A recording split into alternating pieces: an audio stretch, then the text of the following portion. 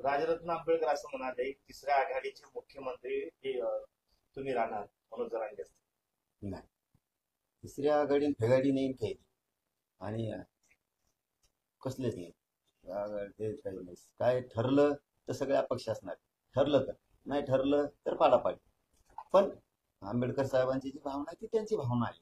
समजा माझ्याविषयी ती समाजाची पण भावना आहे. पण मी स्पष्ट सांगितलेलं की भावना व्यक्त करण्याचा प्रत्येकाला अधिकार आहे. त्यांना वाटतंय, त्यांचं प्रेम आहे माझ्यावरती म्हणले, तसंच समाजाचंही प्रेम आहे, समाजही म्हणतोय. पण मला राजकारणात जायचं नाही. मी क्लिअर आहे, माझं इच्छा मी लपून ठेवत नाही, धडक सांगत असतो, धडक. असं घडलं तर तुम्हाला आवडेल का? नाही, ते सांगितलंच ना. जाऊ द्या, जर ठरलंच उभा करायचे, जाऊ द्या ना गोरगरिबाची लेकरं तिथे, आपल्याला नाहीच. जाऊ द्या गोरगरिबाची. नाही तर पहिल्याच दिवशी म्हणलं असतं मग हो राजकारणातून मला हे येवच. मी स्वार्थी नाही. समाजाच्या स्वार्थासाठी मी काम करतो, माझ्या स्वार्थासाठी नाही. माझा समाज कसा मोठा होईल यासाठी मी काम करतो. माझ्या स्वार्थासाठी काम करणारा मी नाही. पण आता आंबेडकर साहेबांच्या यांच्या ज्या भावना आहेत, आता त्या भावना आहेत, ते प्रेम आहे, त्यांचा माय आहे, ते म्हणतायत ती भाग वेगळा आहे. परंतु मला राजकारणात जायचं नाही. मी स्वार्थी नाही. मी समाजाच्या स्वार्थासाठी काम करतो. समितीची बैठक झाली आता काही दिवसात आचारसंहिता झाली, सरकारला अजूनही कुठलाही निर्णय घेणं तयार नाही. तुमच्या मागण्या पुढची भूमिका काय?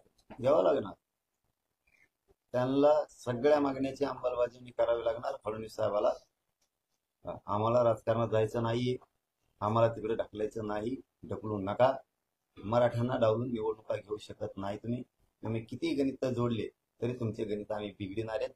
तुम्हाला वाटतं असं आम्ही आमके आमके जोडले, तमके समाज जोडले, ह्यो समाज जोडा, इकडून करून आणल्या, तिकडून करून आणले, आम्ही मोठ बांधली.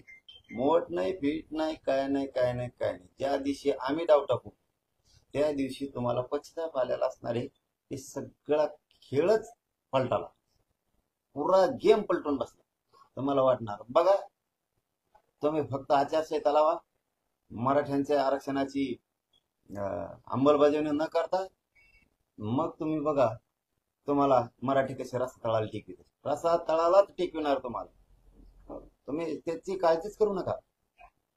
नसता आम्हाला त्या भानगडीत पडू द्यायचं नसत तर फडणवीस साहेबांनी मराठ्यांना अडवायचं नाही, त्रास द्यायचा नाही, मुद्दाम मराठ्यांच्या पोराचं वाटोळं करायचं नाही, आरक्षण देऊन टाकायचं. द्वेष मनात ठेवून काम करायचं नाही. आणि मीही पुन्हा सांगतो, तुम्ही विचारलं म्हणून, भाजपा मधल्या सगळ्या गरीबापासून श्रीमंत मराठ्यांनाही सांगतो, मला राजकारणात जायचं नाही, माझ्या समाजाला जायचं नाही. मला सगळ्यांसाठी तुमच्यासाठी काम करायचं.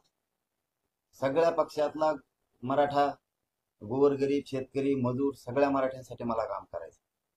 तुमच्या भाजपमधल्या सगळ्या मराठ्यांना सांगतो, गरीबापासून श्रीमंतापर्यंत, तुमच्या नेत्याला फडणवीसांना समजून सांगा, आमचं आरक्षण द्या म्हणा, आमच्याही लेकराला लागणार आहे असंही सांगा. भाजपमधल्या मराठ्यांना सुद्धा लागणार आहे आरक्षण. तुम्ही आरक्षण देऊन टाका.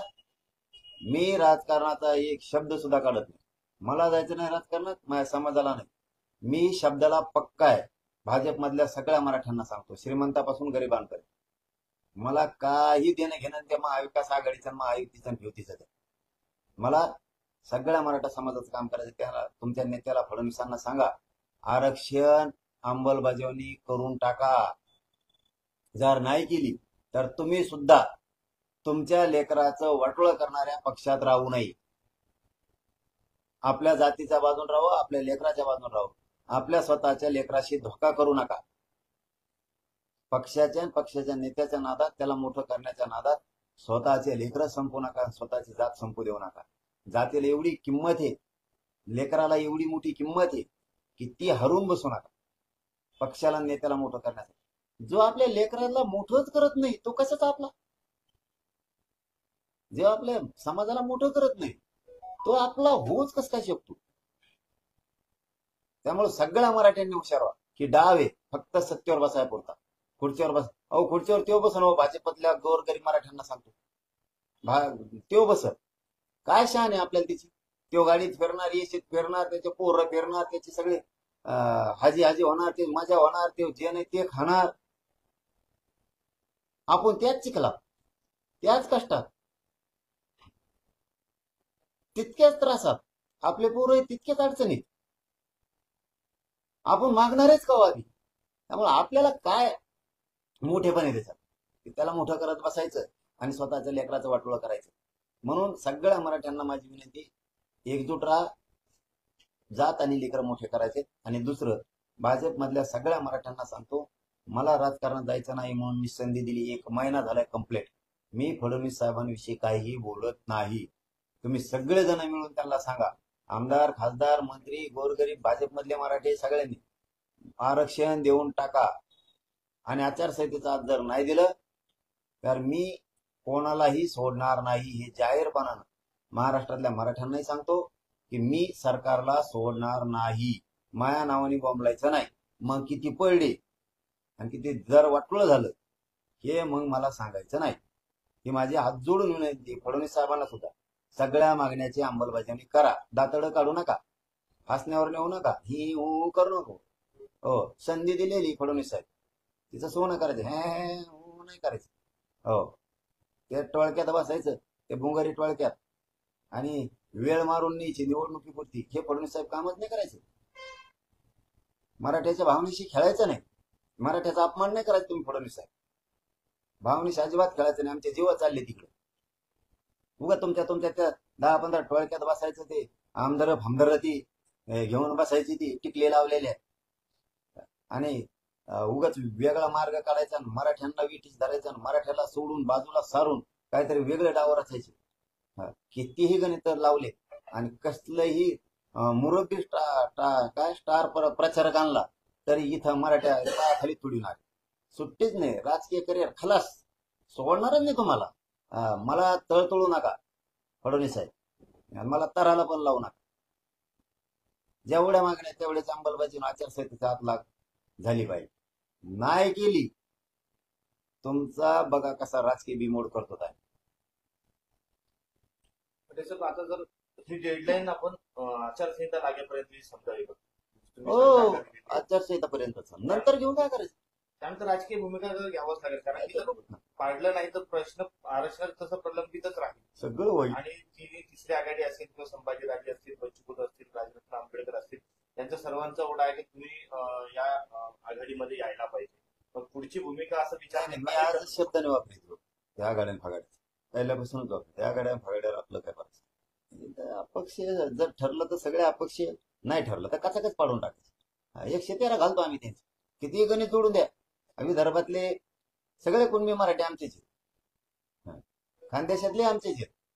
ही पहिली वेळ आहे की उत्तर महाराष्ट्रात म्हणजे खानदेशात पहिल्यांदा 70 वर्षात असं घडणार आहे की कुणबी आणि मराठी चांगले शिटा पाडणार. हे पहिल्यांदा घडणार.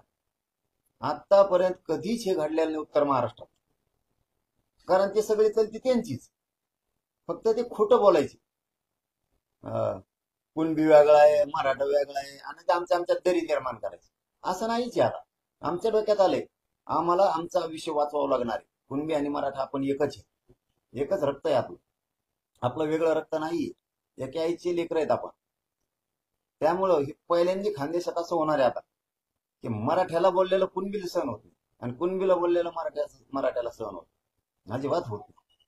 हे खानदेशात तर तुम्हाला ही पहिल्यांदा एक नवीन उलथापालथ दिसणार आहे. नवीन उलथापालथ म्हणून त्याला की ही कधीच शक्यच नव्हती, ती खानदेशात यावेळेस होणार, विदर्भात पण होणार, पश्चिम महाराष्ट्र आणि मराठवाडा हे तर होणारही होणार. या कुणी असलं काय नसलं काय, पश्चिम महाराष्ट्र मराठवाडा तर फुल ताकदीनं पेटलेला. पण तिकडे सुद्धा उलथापालथ किती होती तुम्हाला ही वेळेवर दिसत.